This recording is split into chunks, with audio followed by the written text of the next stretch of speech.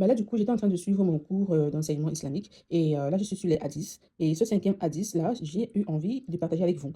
Le hadith dit ceci, et c'est rapporté par An-Numan ibn Bashir, qui rapporte: J'ai entendu le messager d'Allah, sallallahu alayhi wa sallam, dire: Le licite est clair et l'illicite est clair. Et entre les deux, il existe des choses ambiguës qui sont ignorées par beaucoup de personnes.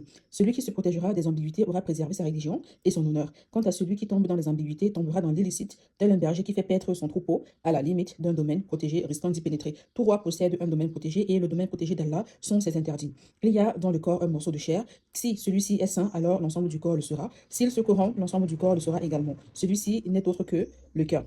Alors, je vais m'attarder ici sur deux phrases. Le licite est clair, l'illicite est clair. Et entre les deux, il existe des ambiguïtés qui sont ignorées par beaucoup de personnes.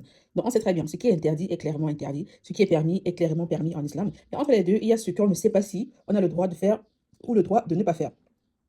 Et en fait, dans le cas où tu ne sais pas si tu as le droit de faire ou le droit de ne pas faire, il faut classer cette chose-là dans la catégorie de l'illicite. Tant que tu n'as pas la connaissance juridique de la chose, la jurisprudence islamique, tu classes la chose dans la catégorie de l'illicite. Parce que si tu te perds en fait dans les ambiguïtés, ça veut dire que tu vas finir par tomber dans l'illicite. Et tu tombes dans l'illicite, tu mets en danger ta religion auprès d'Allah et tu mets également en danger ton honneur auprès des gens. En fait, c'est ce que le hadith dit. Et la deuxième phrase, c'est le morceau de chair, en fait, si celui-ci est sain, alors l'ensemble du corps le sera. Et s'il est corrompu, alors l'ensemble du corps va être corrompu. Il s'agit du cœur. On sait très bien qu'il y a un autre hadith du prophète Muhammad sallallahu alayhi wa sallam qui dit que quand tu commets un péché, il y a un point noir qui se met sur ton cœur.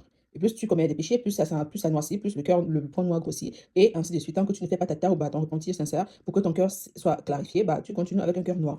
Et je voulais ainsi chuter sur le fait que on a souvent des blocages dans notre vie, on a souvent l'impression que notre vie n'avance pas, et pourtant on travaille, pourtant on fait ce qu'on a à faire, mais on oublie quelque chose de très important.